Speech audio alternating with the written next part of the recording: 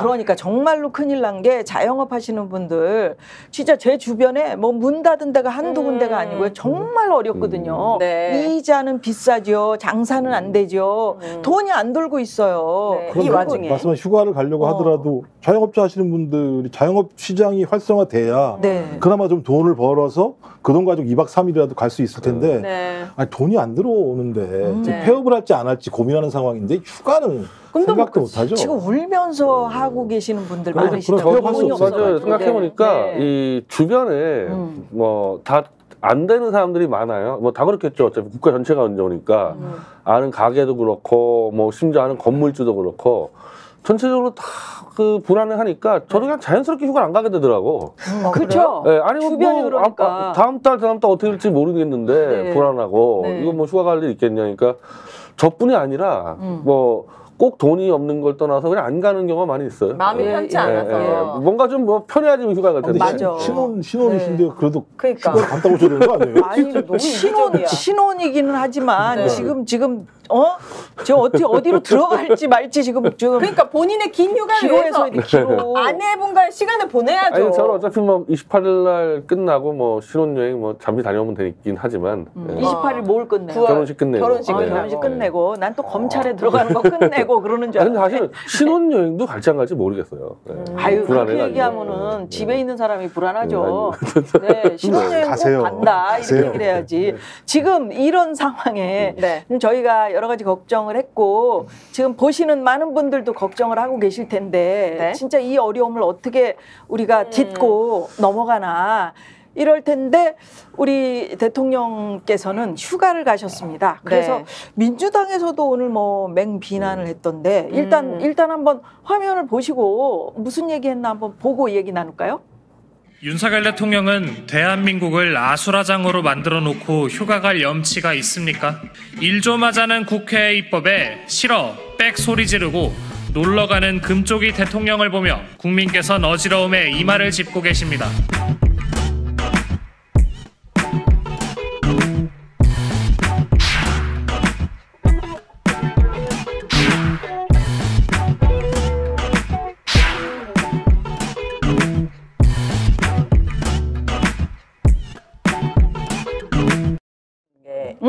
네, 청와대에서 뭐가 궁금해요? 근무하셨으니까 저 대통령의 휴가도 혹시 설마 국민의 세금으로 가는 겁니까? 아니면 본인 돈으로 하는 겁니까? 세금으로 가지 당연히 그잖아요. 제가 그걸 확인을 못했어요. 청와대 행정관이셨잖아요. 저는 개인적으로 제 돈으로 휴가를 가죠. 네. 아니, 대통령 말이에요. 제가 죄송해서 전화해서 물어봅니까? 혹시 뭐 저기 휴가비 세금으로 내시는 거 아니죠? 물어볼 수 갑자기 없는 건데 궁금해지네. 아마 총무비서관실에 있는 분들은 알 수 있을 것 같은데 네. 제가 물어볼 수 없는데 저 같은 경우는 제 사비로 가죠. 근데 대신 이제 휴가비라는 개념으로 나오는 개념이 있죠. 하지만 이제 뭐 휴가비가 많이 나오는 건 아니니까. 대통령 나오겠네요, 그 휴가비가. 그러니까 그 휴가비를 사용하기도 할 것이고 활동비처럼 나오겠네요. 또 얘는 또 경호비용 경호 이런 게 있기 기본적으로. 때문에 기본적인 비용은 아마 국가의 세금으로 나가겠지만 네. 뭐 어디 가서 예를 들면 지금 현 대통령처럼 뭐 회도 드시고 뭐 이런 것도 예를 들면 다 세금으로 자시면 국민들 매우 기분 나빠할 가능성이 높죠. 네, 그러니까 저 아까 방송 들어가기 전에 오늘 이제 뭐 이런저런 얘기 좀 할까 하고 이야기를 했더니 네. 오윤혜 씨가 아니 저는 이 기사가 진짜 웃기던데 하면서 이야기하신 게 네. 그거잖아요. 저도 웃었는데 윤 대통령이 휴가 기간 상당 시간을 네. 전국 구상에 할애할 것이다. 그러셔가지고 국정원이 구상하러 갔대요. 그래서 변희재 대표가 아까 들어가기 전에 뭐 한 얘기가 있잖아요. 오늘 뭐가 떴다고요? 응? 무슨 기사가 떴어? 어디 갔다고? 대통령이? 통영에 이제 유명한 그 해산물 시장에 가가지고 네. 와장창 안주거리 사가셨습니다. 아 그래요. 진짜요. 그러니까. 근데 이게 뭐 국가 지도자가 시장 가는 건 좋은데 왜 맞아. 이분은 항상 안주거리만 사가냐? 어디 가서 옷을 산 적 있습니까? 그거는 뭐 서울시장 아니에요? 그거는 뭐 신문에 날 일이 아니잖아요. 뭐 신발 산 적 있어. 옷은 왜 사야 돼. 안주거리 사고 거기서 소주 한 잔 얘기하고. 맞아. 지금 소주 한 잔 나왔는지 모르겠어요. 근데 지난번에 한 3개월 전에 어디 시장 갔다가 소주 한 잔 얘기했다가 그거 보도한 언론사 또 때려잡아가지고 보도 다 없애버리고 이러버리지 않았어요. 그래요? 네, 그 뭐하러 떠드냐고 그러면은 소주 한 잔. 자기가 말을 해놓고 자기가 떠들고 영상 삭제한다고. 잡아버리면 오늘 또 안주거리 사갔어요. 근데. 아니 그러니까 지난번 휴가지에도 네. 제가 보니까 휴가 첫날에 전북 군산 가셨잖아요. 거기 그 음식이 뭐가 좋은가 봤더니 각종 회. 아니 주로 횟집만 지금 아까 진해하고 군산하고 지금 통영하고 횟집만 다니네. 이게 쭉 그 맛집 라인이더라고. 지금 나오네. 그 군산에 짬뽕 맛집을 지는데 군산에. 그래. 경남 진해 거기 야오마카세 맛집도 있네. 아니 대통령은 이렇게 해산물에 진심이면 후쿠시마 오염수에 대해서도 목소리를 내야 되는 거 아니에요? 본인은 그거 먹어도 아무 문제 없나 보죠 뭐. 너무 이기적이네. 그래서 저렇게 이제 작년에 조론 라인으로 가셨다 해서 올해는 뭐 안 보여가지고 어디로 가셨나? 똑같은 해산물 라인 갔어요. 아 그래요? 네. 통영 쪽으로 가셨구나. 그러니까 저게 얼마나 좋으시겠네요. 웃기냐면 역대 대통령 네. 같은 경우는 휴가 가면 어떤 책을 가지고 가지? 대통령이 그래, 무슨 그런 책을 거. 맞아, 읽으려고 맞아. 하는 그런 거지? 거. 한 번도 안 그다음에 가죠. 책을 한 번도 안 가죠. 그다음에 어떤 자료를 가지고 들고 들어가지? 어떤 보고 자료 같은 게 있을 거잖아요. 그럼 뭐 이것도 민생을 살리겠다 그러면은 민생을 살 수 있는 경제책 중에 어떤 책 한두 권을 가져간다든지 아니면 누구의 보고서 아니면 누구의 자료를 가져간다든지 네. 뭐 이렇게 해야 돼. 이렇게 하면 아 그래도 그냥 가서 소주 한 잔은 마시더라도 그래도 그래. 국정을 고민하는 거 생각을 할 텐데 네. 책은 한 번도 제가 한 번도. 나온 적이 없는 아유 오히려 거로 버리셨지. 재활용 하시잖아요. 그다음에 또 뭐 분리수거. 민생 살리겠다, 시장 살리겠다라고 말씀하시면서 민생지원금 25만 원에 대해서 어떻게 하면 어느 시점에 그래, 거부권을 행사할 것인지 고민한다고 얘기를 하는 거 보면서 네. 뭐 하자는 거지? 예를 들면 그러니까 오히려 시장을 잡는 거죠. 저렇게 예. 하는 건. 예. 그러니까 적어도 시장에 가서 돈을 쓸 수 있는 사람이 여력이 없으니까 네. 자영업 시장이 지금 붕괴하고 있으니 예. 야당에서 25만 원씩 민생지원금을 통해서 좀 마중물을 만들어서 좀 자영업 시장을 좀 돌려보자라고 얘기하는 건데 무슨 인플레이션 어쩌고저쩌고 다 하면서 거부권만 행사하려고 하면서 자기는 더 가서 돈 많으니까 안주 사 먹으면서 시장 살리겠다고 얘기하면 어떤 국민이 전혀 앞뒤가 안 맞는 얘기를 하고 있으니까요. 네. 근데 올해 같은 경우는 진짜 이 폭염도 있고 휴가 못 가는 이 젊은 층이 워낙 많잖아요. 네. 그래요. 거기에 대한 메시지는 좀 던졌어야 된다고 그럼, 생각해요. 그럼. 예, 예. 거기에 대해서는 위로의 메시지 던지면서 뭐 네. 했어야 되는데 냅다 가자마자 그냥 안주권에만 사고 끝나버린 거죠. 그런데다가 휴가 기간에 시장에 가서 민생 경제 살피고 군 관계자와 제복 근무자들의 격려. 저는 이것도 진짜 최상병 특검법 몇 번을 거부했습니까? 그러면서 어떻게 자기 입에 군을 올려요? 그러니까. 이런 모순들이 국민들을 더 화나게 하고 있다 생각합니다. 거기다가 노란봉투법 오늘 그 통과됐는데 그것도 거부권 행사하겠다. 뭐, 그 라는 얘기한 게 있지 않습니까? 여야가 합의 안 되면 그건 그 얘기죠. 그건 이제 뭐. 내가 반대하면 무조건 안 된다고 얘기를 하는 건데 노란봉투법이 얼마나 중대한 법이냐면 계속 예를 들면 노조 파업 저기한다고 얘기하는데 원래대로라면요 헌법에 노동 3권이 보장돼 있습니다. 네. 이 노동 3권을 갖다가 지금 제약하고 있는 것이 손배소 문제예요. 예를 들면 파업을 하면 엄청나게 손배소를 때립니다. 그 두려움 때문에 파업을 못 해요. 따라서 이런 부분들을 완화해줘서 헌법에서 보장되어 있는 노동 3권을 보장하려고 하는 건데 정반대로 해석해요. 제가 토론이라도 해야 될 거 아니야. 네. 토론도 안 해요. 지난번도 마찬가지입니다만 저희 방송사법도 마찬가지. 의장이 중재안을 냈잖아요. 네. 좋다. 토론해보자. 그렇게 반대하니 그랬더니 여당이 에이씨 바로 사버려요. 그래놓고 거부권 행사한다고 지금 얘기하면 국회가 제대로 열리질 않고 있잖아요. 이거 예. 독재라고 표현해요. 네, 네. 뭐 국회에서 의결하면 뭐 합니까? 대통령 마음대로 하면 다 진행이 되는 거. 이거 그러니까. 독재라고 우리 표현하거든요. 네. 근데 무슨 이걸 뭐 의회 폭주니 무슨 행정 독재니 이런 얘기를 하면서 참 대책 없는 사람이다 이런 생각이 들어요. 근데 김건희 여사는 같이 안 갔나 보죠? 같이 갔겠지. 왜 안 나오지 근데? 아니 그 비밀스럽게 진짜 같이 그렇네. 움직이고. 네, 싸운다? 시장에서 안 보통 나오던데. 나와요 휴가 갔을 때? 아니죠. 거의 안 나왔죠. 집에서 근데 이제 먹지, 과거의 햇떠다가. 대통령들은 휴가 갈 때 보였는데 네.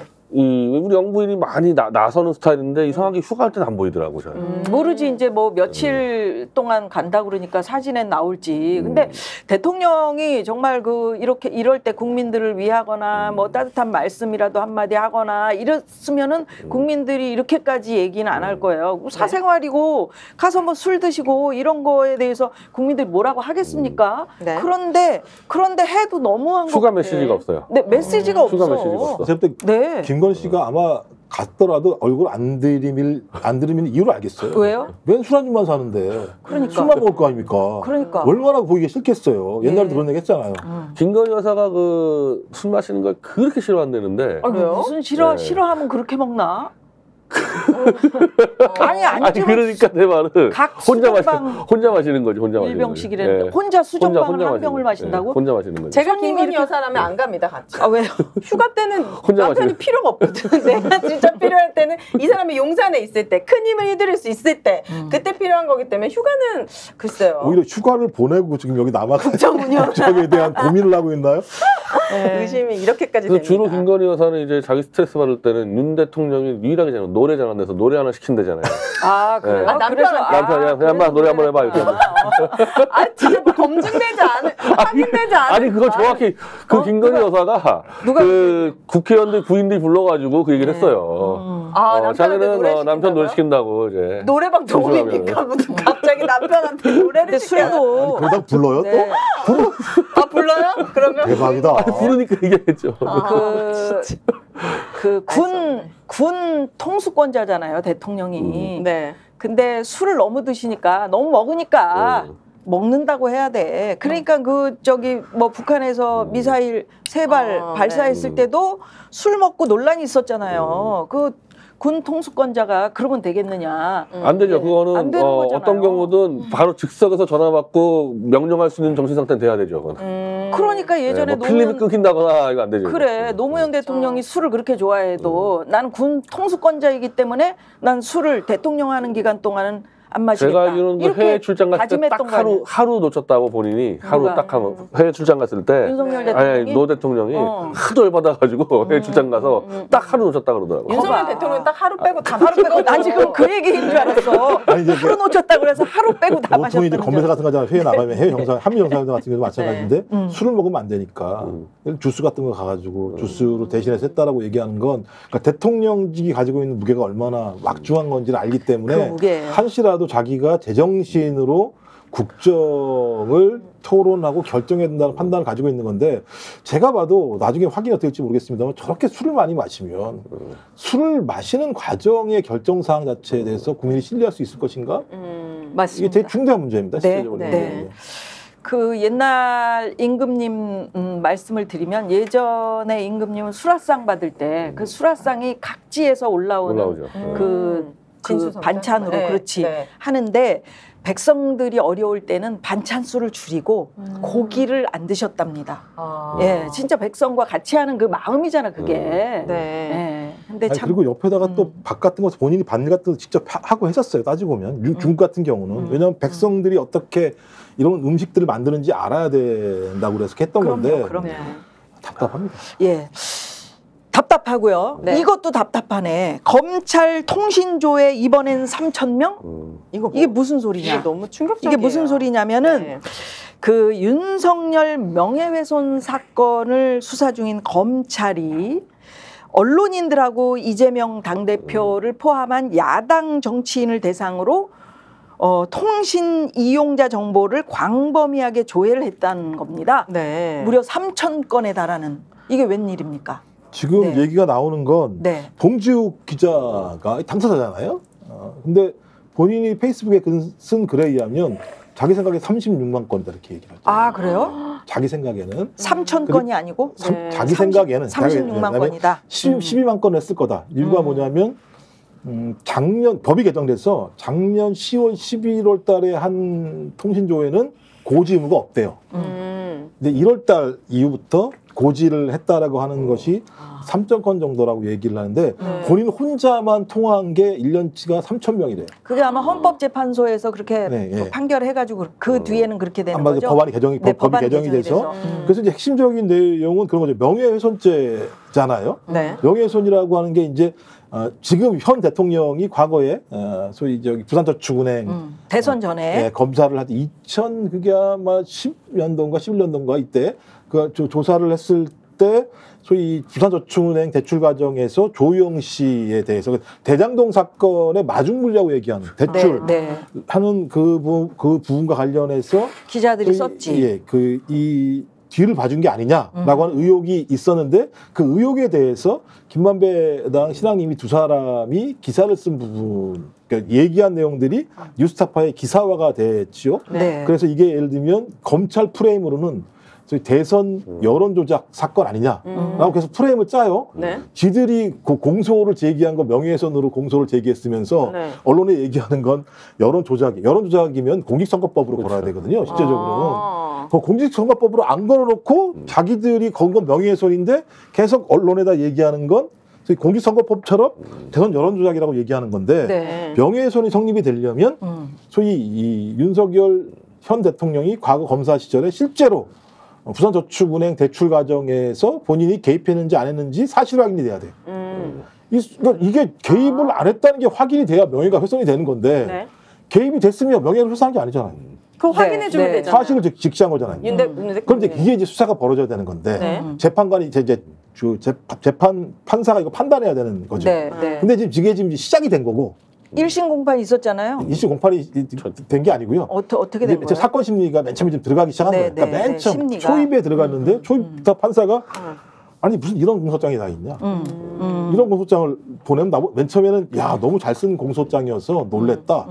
근데 한 번 더 읽어보면서 법리랑 검토해 보니까 말이 안 되는 내용이 너무 많다.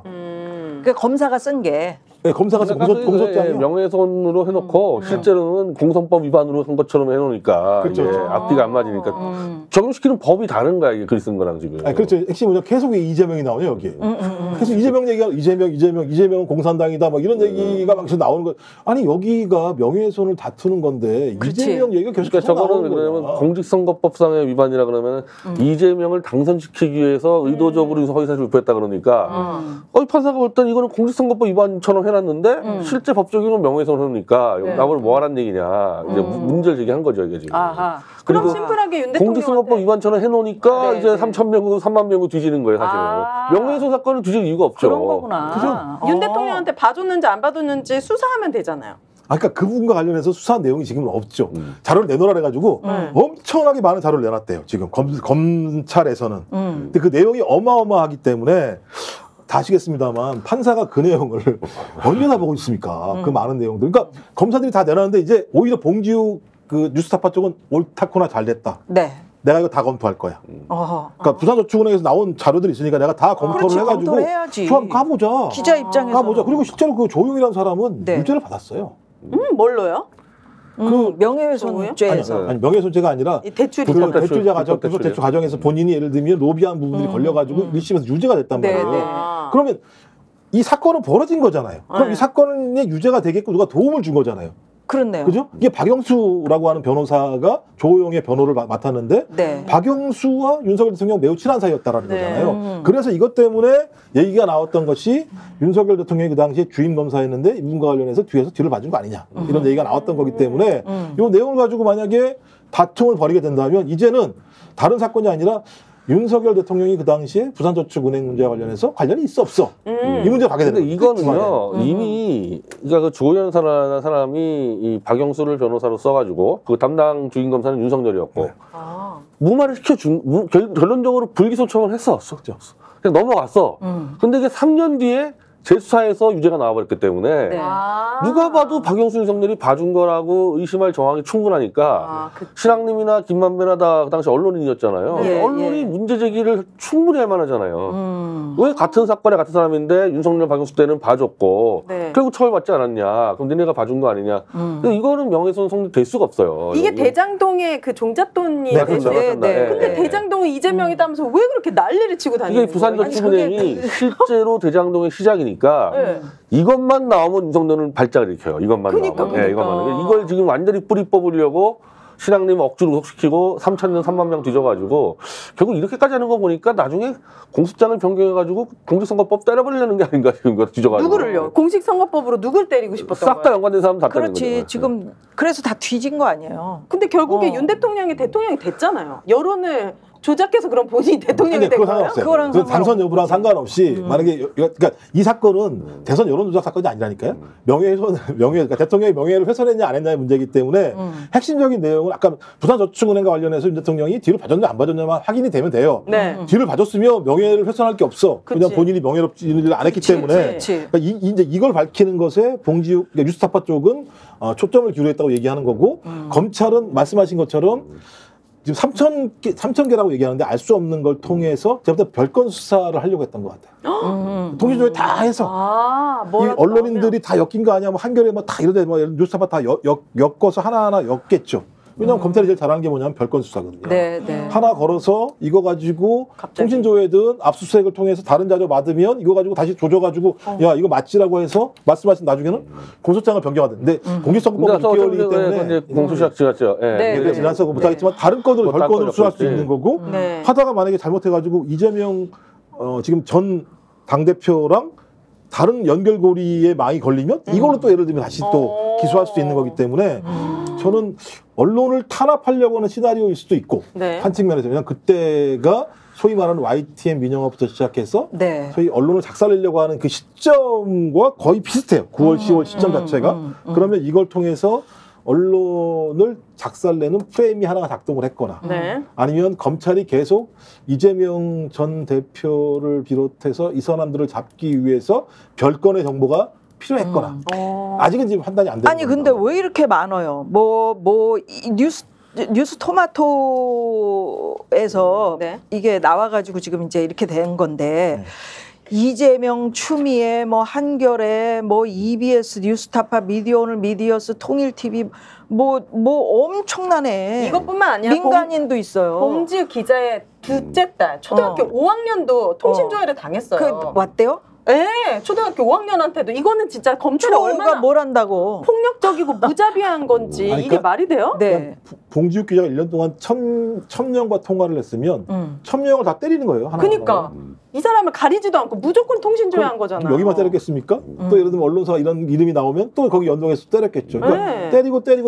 때리니까 안 걸린 사람이 없는 거고 이러다 보니까 말씀하신 것처럼 아무런 상관이 없는 사람조차도 통신조회 대상이 돼버리게 되니까 민주당 입장에서는 이거 사찰 아니냐라고 얘기를 하는 건데 그래요. 이거 사찰이라고 규정한 사람 누구냐? 윤석열 대통령이 사찰이라고 예전에. 규정한 거예요. 본인 네. 스스로가 맞아요. 독재 시대에나 할 법한 짓을 네. 그게 어떤 짓이냐? 사찰을 왜 나한테 했느냐? 그때는 135건에 대한 통신조회와 관련해서 본인과 본인의 부인 국민의힘 네. 의원들에 대해서 145건을 조회했다고 해서 네. 이걸 사찰이라고 그랬는데 그때 미친 짓이라고 그랬었지. 그렇죠. 근데 3,000건이 넘으면 이거 사찰이에요? 아 이거는 심각한 진짜 거죠? 이건 심각한 범죄죠. 거예요. 저는 그 명예훼손 사건으로 제가 네. 수십 번을 넘게 수사를 받아보고 재판받았는데요. 명예훼손 사건은 원래 영장을 쳐서 뭘 압수를 하니 뭐 이런 사건이 아니에요. 맞아. 자기가 공표를 했잖아. 공표한 게 사실이 아니면 따지면 되기 때문에 저는 한 번도 무슨 영장인가 받아본 적이 없어. 구속영장 빼고. 그러니까 압수영장이나. 근데 지금 이 유선해줬거든요. 명예훼손 걸리면은 그냥 일단 언론사부터 싸그리 압수를 시작하고 통신 압수 시작하고. 그러니까 이런 게 제가 알기로 최초입니다. 명예훼손은 웬만해서는 이렇게 뭐 구속시킨다거나 그런 게 그것도 없어. 없었고, 그것도 없었는데 그게 되게 구속시킨 어려워요. 것도 윤석열인데 어쨌든 우리는 알잖아, 그치? 구속을 명예훼손으로. 안 하더라도 이렇게 압수를 해야 될 이유가 없어요. 명예훼손은. 네. 그럼요. 다 증거를 공개한단 말이야. 증거를 공표해가지고 야 내가 하는 말이 맞아 틀려 따지면 되는데 봉지욱이 3,000명 통한 걸 왜 뒤집니까? 거기다가 봉지욱이 쓴 글이 맞냐만 그러니까 따지면 되는데. 이게 30일 이내에 알려줘야 되는 건데 벌써 이게 뭐 7개월, 3개월 안에 2번 뭐 미룰 수 있다면서요? 그러니까 최대 미룬 거지. 매우 예외적인 경우에 한해서 네. 2번, 3개월씩 2번 미루고 난 다음에 7개월을 할 수 있는데 이게 말씀하신 것처럼 중요 대상이면 모르겠어요. 네. 3,000명을 갖다가 7개월 동안 밀어서 지금 홍보에 하던 이유가 무슨 맞아. 있습니까? 매우 예외적인 경우가 이렇게 늦춰서 이렇게 늦게 7개월 시한을 다 채워서 보낼 수 있는 경우가 보니까 네. 테러, 신체 위협, 증거인멸, 사생활 침해 뭐 이런 경우에 해당한다는 거예요. 그러니까 뭐에 해당하는데 이거는 3,000명을 전부 다 지금 냈냐고. 그 중범죄 상황들이죠. 중범죄 네. 상황들. 명예훼손 사건에서 뭘 숨기고 뭐. 수만 명을. 이게 법적으로 문제가 없다고 지금 검찰에선 주장하고 있잖아요. 아니죠. 근데 이건 상당히 이제 과잉이죠. 그래서 이거 나중에 이런 사례가 없어서 그런데 네. 충분히 행정조치나 민사소송 가능할 수 있는 사안이에요.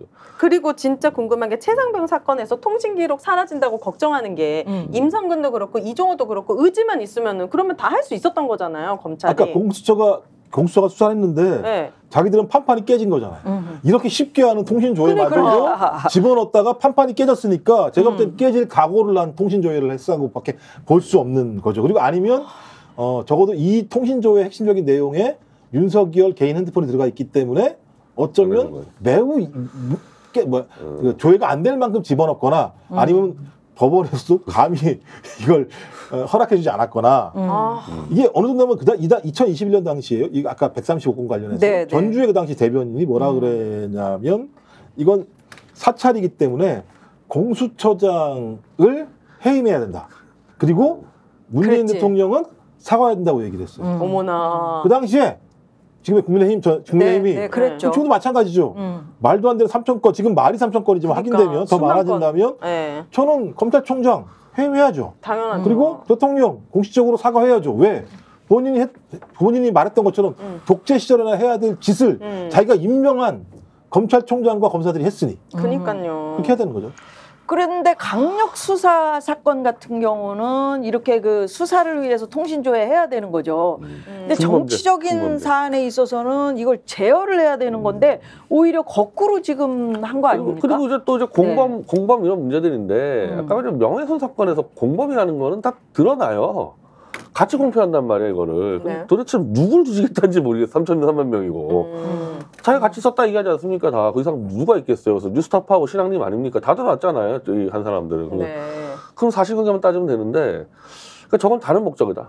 다른 목적이에요. 윤석열 대통령이 우리 변 대표님 보시기에 이 부산 저축은행 관련된 것만 하면 진짜 발작 버튼을 네, 발작이에요, 발작. 막 거기 쑥대밭으로 네. 만들잖아요. 네. 그거의 이후에는 본인의 진짜 어떤 죄가 드러날까봐 그런 거예요? 아니면 난 너무 떳떳한데 니네 한번 당해봐 이거예요? 아니 저거는 불안하니까 그렇겠죠. 떳떳하면 저렇게 할 수가 없죠. 불안하니까. 그러니까 대장동이 크게 막 두 축, 세 축 막 복잡하게 가는데 한쪽 축.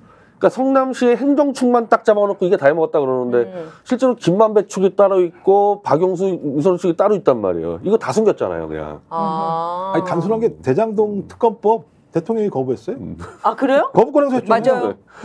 그때 하자 그랬었죠, 맞아. 그랬지. 아니, 하자고 거부 행사했다니. 했을 때 싹 다 하자 그랬거든요. 싹 다 하자. 네, 거부권 행사했어요. 그래서 만약에 뭐 죄를 지은 게 밝혀지면 대통령 자리 누가 되든 내려올 거냐 그때 아무 얘기 안 했잖아요. 아니 그 다음에도 법안 올랐는데 본인이 거부권 행사했으니까. 그래 거부권 행사하잖아. 그러니까 왜냐면 이게 핵심적 조치가 부산저축은행 문제가 드러나기 시작하게 되면 네. 이 문제가 대장동까지 가게 되기 때문에 그치. 대장동에 대한 국민의힘과 윤석열 대통령의 비판은 완전히 바닥부터 허물어지는 문제가 되는 도둑이 거니까 자갈자갈네. 정통성 자체가 무너지는 거예요. 본인이 대통령이 됐던 근거 자체가 무너지는 사안이기 때문에 그냥 아예 사전에 그걸 거부를 해버리거나 수사를 아예 못하게 해버리려고 하는 의도. 이거 사실은 그냥 막 넘어가는데 아니 김만배 씨가 서울 시내 집을 한 채 샀는데 그게 우연히 윤석열의 아버지일 거였다. 그래. 이건 말이 되는 얘기입니까 이거 그러니까 지금? 누나가 샀다. 그래 누나가 샀잖아. 돈을 김만배 씨가 줬어요. 근데 우연이라는 거야. 사고 보니까 윤석열 아버지였다는 거예요. 말도 안 되지. 이게 언젠가 밝혀져야 밝혀져야죠. 되는데 뭐 밝혀져야죠. 다 밝혀져야 네. 되는 거죠. 뭐가 있긴 있나 보네요. 뭐 아직 알 수 없습니다만은 지금까지 정황을 보게 되면 발작한 거죠. 엄청 발작하잖아요 지금. 거부권까지 행사했다니까요. 아, 그러니까. 아니 본인과 관련된 문제에 대해서 웬만하면 거부권 행사한다라고 하기 어려워요. 미국 같은 경우는 오히려 더 야 탈탈 털어. 내가 이걸 안 털리고 가면 대통령으로서 건의와 리더십이 안 설 거 아니야라고 얘기하는데 네.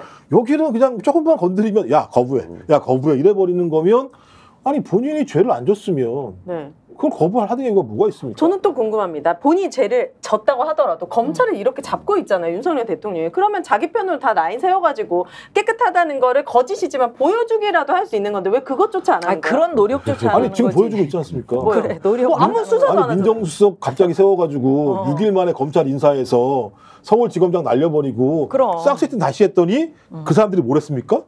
부인 황제 수사했잖아요. 그런 완전히 식으로. 세팅해 놓은 거죠 지금. 그러니까요. 주가 조작이나 명품백 뇌물 수수 사건 네. 이거에 대해서는 통신조회 했는지 안 했는지 밝히십시오. 그러니까. 예, 밝히세요. 바로 나올 텐데. 그러면 우리가 뭐 누구든 국민 누구든 아 그래 이건 공평하게 하는 거야라고 얘기할 수 있지. 아니 아시잖아요. 권익위가 가서 좀 네. 보여달라 그랬더니 가 이 자식아 뭘 보여달라고 그래. 그때 갔다는 거 아니에요 권익위가. 보여주는 게 뭐가 대통령실에서. 대표적으로 통신조직에 필요한 게 바로 주가 조작 같은 거예요. 왜냐하면 그렇지. 몇십 명, 몇백 명 움직이기 때문에 그러니까요. 그게 대표적으로 필요한 사건이에요. 아니 봐봐요. 지금 주가가 이렇게 폭락해서 온 국민이 슬플 때 주가 조작 우리가 때려잡겠습니다 해가지고 하면 얼마나 좋아요. 근데 예. 근데 그럼 이제 부인을 때려잡아야 되니까. 여기 지금 부인이 아니라 어머니라도 때려 잡아야지 이런 주식 상황에서. 투자하신 분 계십니다. 지금. 근데 참 당사자니 주가 조작의 당사자니. 좀 나눠서 하세요. 바구니를 나눠서 좀 투자를. 그래 계란을 바구니에 나눠서 담으십시오. 네. 예, 여러분 많이 사랑해 주시고요. 댓글도 많이 남겨주고 계시네요. 네. 예, 진짜 부글부글이에요. 그러니 휴가 편하게 갔겠지? 뭐 이런 문자도 있고, 네. 예, 빵에나 가라. 네. 학교라고 좀 알아낸 표현을 써주시면. 아니 여기 예, 아니, 그러니까 정도사님께서 그러셨어. 빵에나 가라. 예. 네. 예. 요즘 빵이 잘 팔린다고 합니다. 네. 아, 그 빵도 있군요. 네, 빵을 워낙 또 좋아하시는 분이 예. 방통위원장이셔가지고. 빵도 있군요. 예, 아니 아까 우리 여기 누구 오셨었죠? 아까 노정면 의원이 오셨는데 네. 이 빵을 이렇게 사가지고 오셨어요. 그래서 내가 이진숙 빵이네.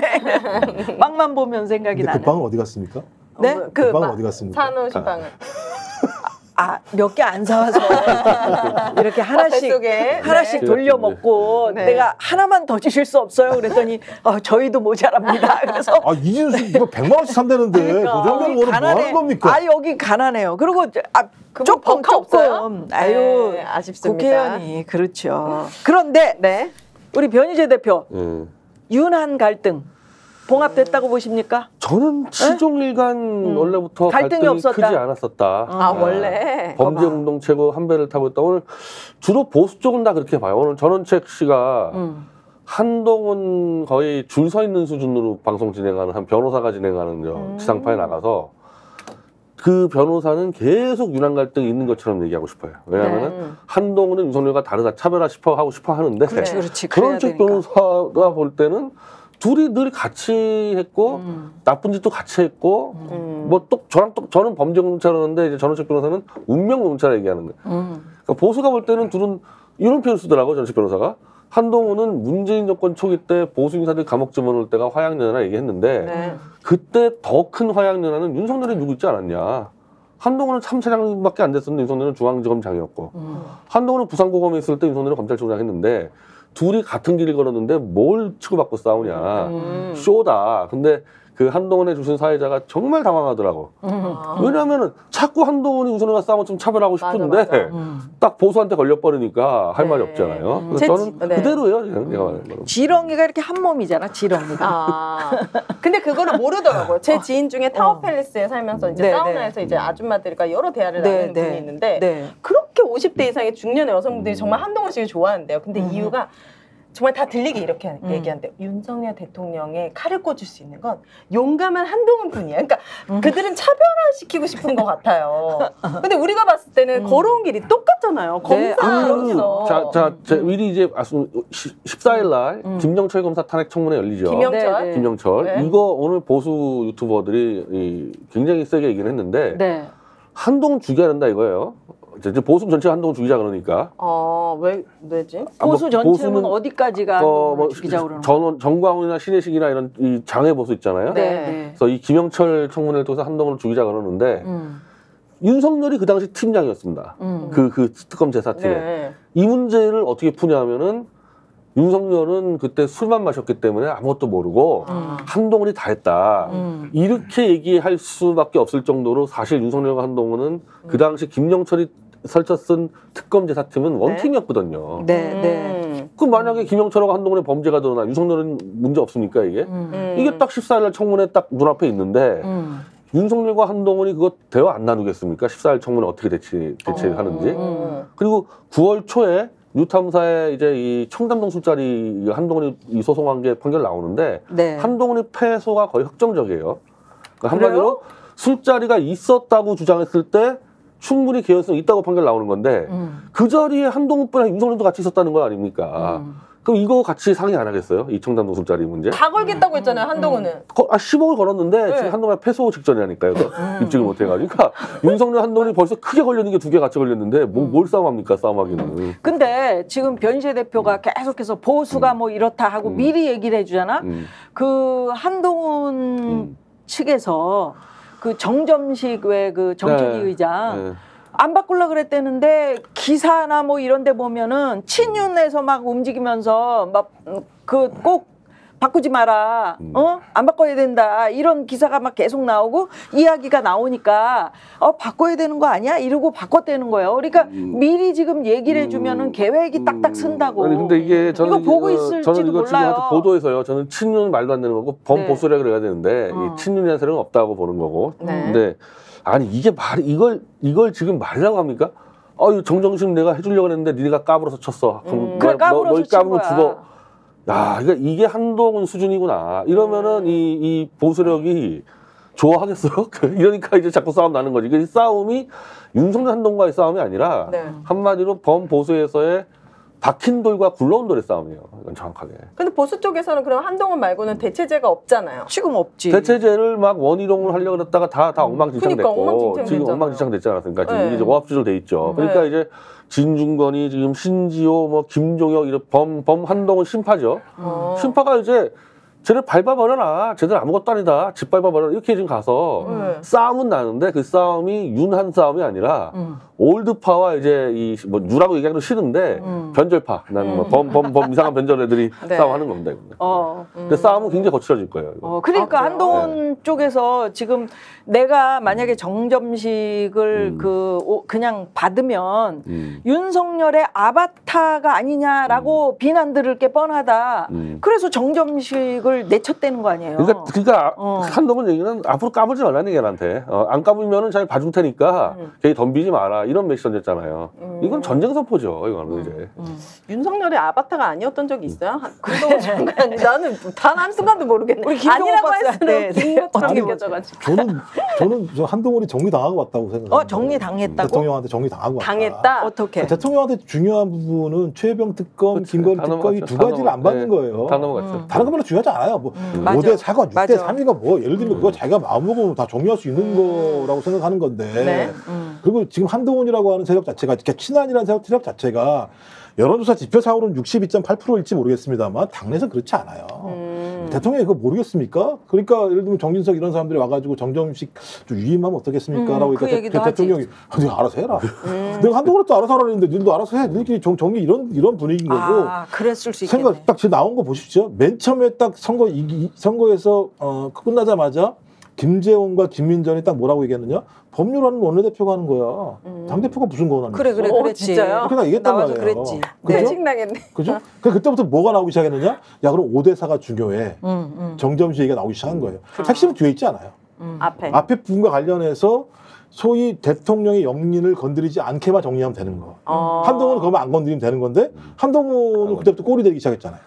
꼬리 내려서 자, 나는 제3자 추천 방식의 특검법에 대해서 한 번도 번복한 적이 없다라고 언론에 얘기해요. 그럼 당한테 뭐라고 얘기합니까?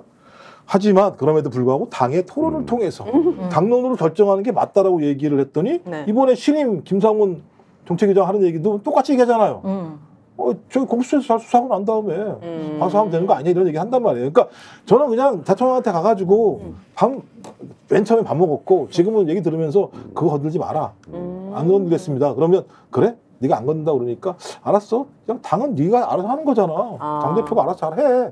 라고 하고 온 거지. 뭐 그 내에 앉아가지고 김경진 전 의원 같은 경우도 갑자기 신나가지고 뭐 윤석열 대통령은 당원일 뿐이지 당대표가 아니다 이런 얘기 막 하고 있더라고요. 정신을 못 차리고 있는 거죠. 오히려. 그러니까 자기가 나 100만 원 냅니다 얘기했잖아요. 대통령이 농담 같지 않죠. 내가 당비를 100만 원을 내고 있는데 내가 뭐 말이 많어. 이런 얘기 한 건 뭐냐면 대통령의 그림은 되게 세다고 생각하는 거예요. 여전히요. 그리고 예를 들면 공멸을 하면 누가 망하겠습니까? 한동훈이 망했지 대통령이 망하겠습니까? 왜냐하면 대통령에게 공격을 하면 할수록 나올 수 있는 거 딱 두 가지밖에 없어요. 내가 나갈까? 당해? 그럼 너 나 좀 탄핵하자는 얘기야? 누가 죽나 해볼까? 저는 그 싸움을 한동훈이 할 수 있을까? 그런 생각도 없이 당대표에 도전했다고요? 그냥 조용히 비상대책위원장인가? 그거 하고 나서 정치권 비대위 하고 나서 잊혀질까봐 두려웠던 거지. 아니, 이 그렇지. 원칙을 정확히 설명해 줬는데요. 우리 김종국 박사가. 한동훈의 차별화는 윤석열이 용인하는 선에서의 차별화예요. 그렇지. 예, 윤석열이 용인할 수 없는 성과를 넘어가면 그건 끝나는 거고. 근데 처음부터 저는 기획을 그렇게 짰다고 봅니다. 예, 충분히 윤석열한테 용인받을 수 있을 정도까지는 내가 공간 확보할 수 있다. 그래서 지금 이상한 쇼를 하고 있지 않습니까? 지금 이상한 쇼를 마치 싸우는 것처럼. 그리고 언론이 지금 조중동이 진짜 한동훈이 윤석열하고 싸우는 것처럼 완전 이거 거짓 보도를 그냥 깔아버리잖아요. 만들어주는구나. 친윤하고 아닌데 친윤하고 싸우는 것처럼 해가지고 지금 난 참 국민들이 불쌍해요. 저런 언론사들 계속 돈 주고 사보고 있고 저거 지금. 미디어 워치 봐야 되는데. 정전식 사건 대해서요 진짜 똑바로 했는데 미디어치밖에 없어. 다들 윤석열하고 전쟁 터졌다고 떠들었어 진짜. 아 근데 그게 진짜 일리가 있겠네요. 그 사람들한테는 둘이 싸우니까 뭔가 한동훈의 차별화를 두면서 한동훈의 지지를 또 이끌어낼 수 있는 우리가 그 노태우의 그 6.29 사기극 그거 잊어버리면 안 돼요. 네. 그거 전두환이 용납해준 정도나 전두환이 만들어준 거 아닙니까 그거 완전히. 지금 그 타워 팰리스에서 그 가신다는 그분한테 좀 말씀을 해주세요. 한동훈이 윤석열하고 잘 싸우는 것 같아. 말도 안 되는 소리예요. 그걸 안 들어. 그게 아니고요. 얘기해도. 그렇게 보고 싶은 것 같아요. 윤석열 대통령, 그러니까 윤석열 대통령, 제가 그분 입장, 윤석열 대통령께서 종부세도 완화해 주시고요. 그러니까. 상급세도 완화해 주셔서 강남에 계신 분들에게 많은 돈을 주시려고 하는 분이 윤석열 대통령이에요. 네. 한동훈이 그 사람이랑 싸워서 누구한테 이익이 되는 거예요, 그러면. 그러니까 제발 부탁인데 한동훈이 윤석열과 싸운다고 좋아하지 마시라고. 그래봤자 자기 이익은 아무것도 없어요. 네.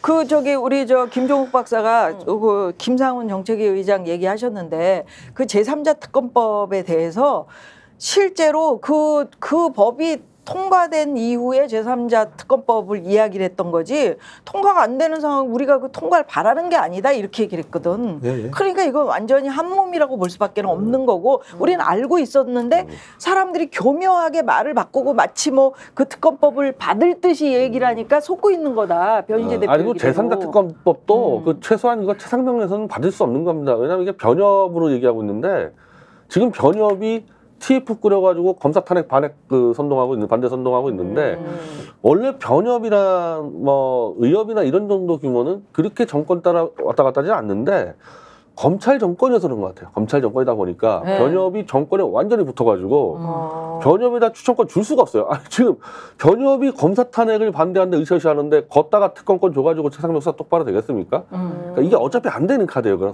받을 수도 없는 카드고 한동훈이 그렇게 설명을 했다는 거니까 윤석열에게. 변협에 주면 무마시킬 수 있다고 충분히 하다고 이런 식으로 한다고 설명하더라고. 아니 그 변협만 주장하는 건 아니었었잖아. 근데 그 대법원장하고 보면 두 밖에 없는데 대법원장 임명권자 윤석열인데 그러니까. 지금까지 대법원장 추천 특검이 성공한 사례가 한 번도 없거든요.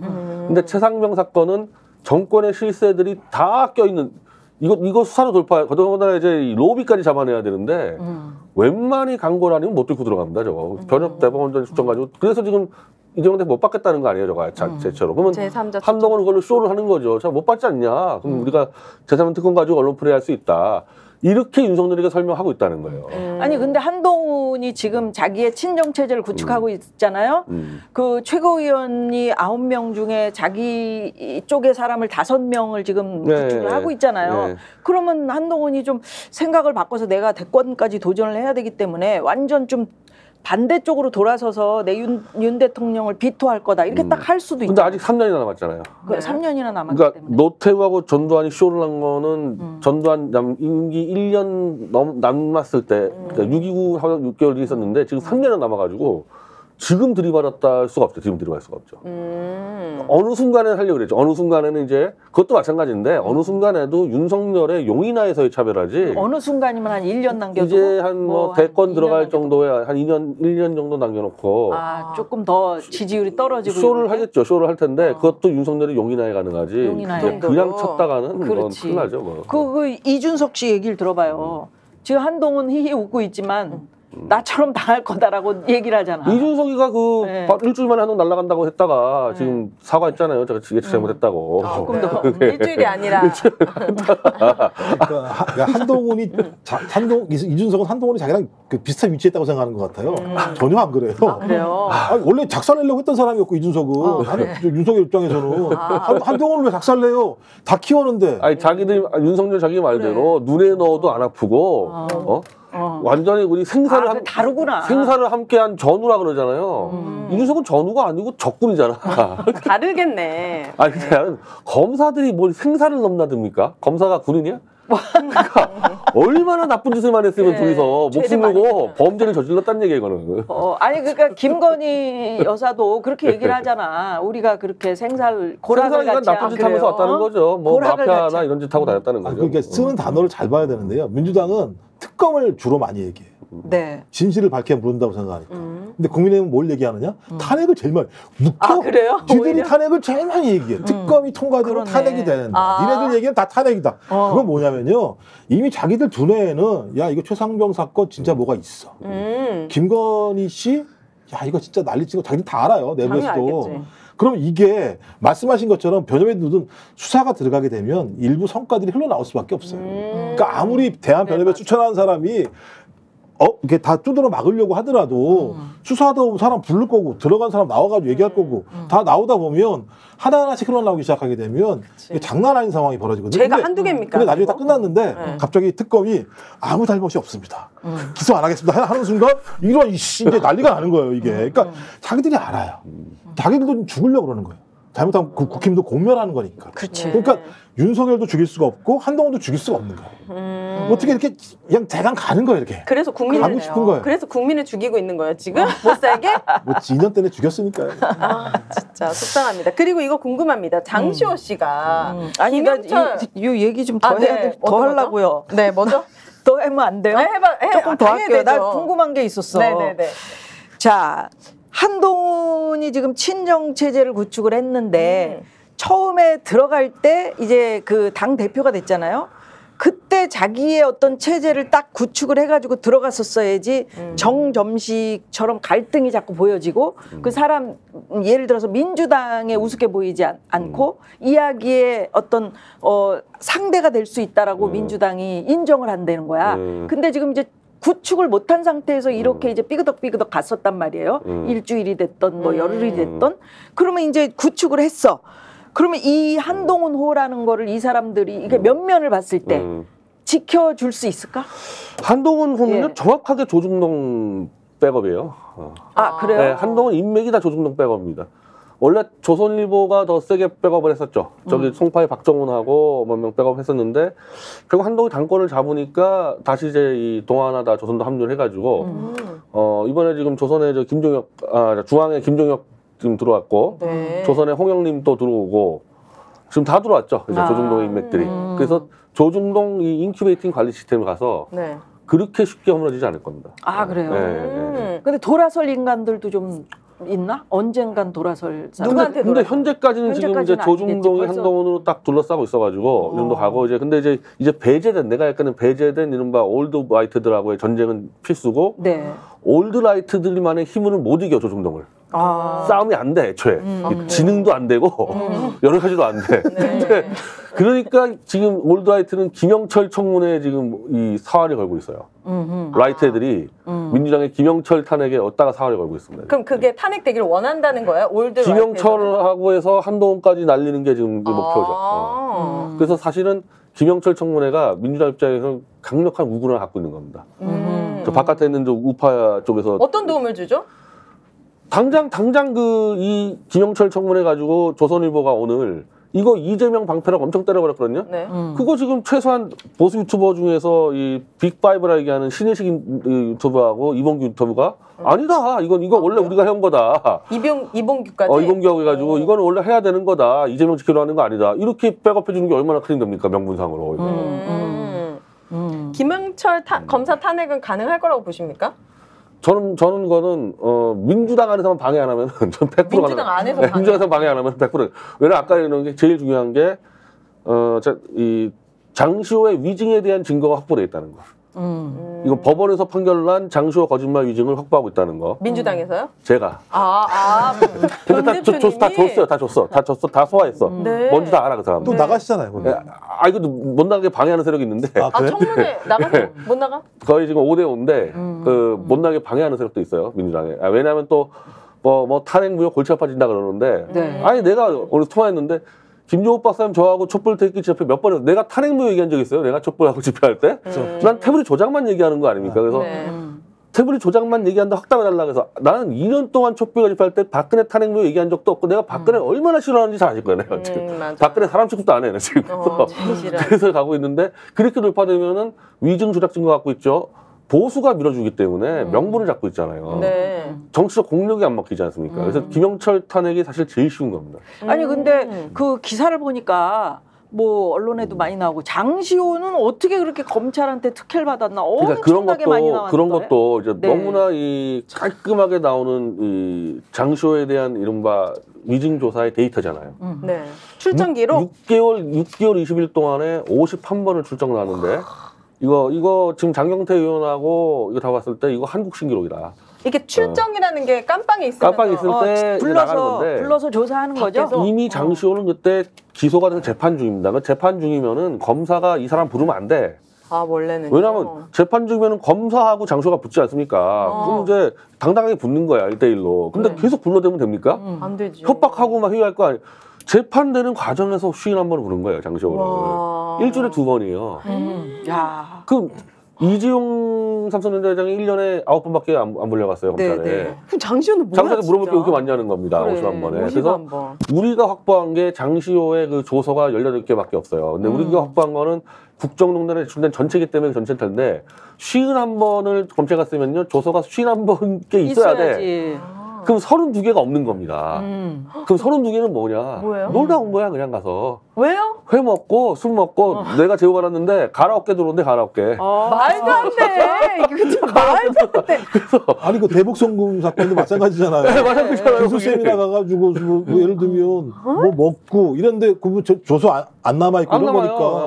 그러니까 제가 볼 때 회유하거나 협박하거나 아니면 진술 세미나에서 입 맞추거나 이러려고 예를 들면 모은 거죠. 뭐. 아니 검사 저기 노트북을 막 그 장시호가 치고 있었다면서요. 지난번에 뭐 얘기한 그거는 뭐 더 황당한 사건인데 네. 그건 이제 그때도 이제 장시호가 이제 불려갔겠죠. 네. 불려갔으면 조사를 받아야 할 장시호가 이거 연합뉴스 기자가 보고 검사석에 앉아가지고 장시호가 검사 컴퓨터를 치고 있다는 거야. 뭘 치고 있는 거지? 그러니까 물어봤대. 뭐 웃기지. 저 숙제 받은 거 치고 있습니다. 이게 기사가 그대로 나가 있어요. 기사가 그대로 그래 나가 있어요. 연합뉴스에 나왔다는 그러니까 거예요. 그럼 검사가 숙제를 준 건가요? 그냥 준 거를 검사 컴퓨터에서 치고 있다는 거예요. 근데 우리는 이렇게 조사 받으러 가면 검사가 컴퓨터 화면도 안 보여줘요. 그냥 뒤 이쪽에 구석재 이렇게 앉아가지고 이렇게 해야 되는데 뒷모습만 보고 이제 네. 컴퓨터 뒤만 절대 안 보고. 보여주죠 검사가. 근데 앞쪽으로 가서 검사 컴퓨터를 이렇게 치면서 아주 숙제 내준 거 하고 있어요. 그랬대잖아. 그럼 심플하게 네. 장시호 씨가 이번 청문회 때 나가가지고 검사들과 했었던 거를 진실을 얘기해주면 되는데. 그러니까 그게 지금 쟁점인데 네.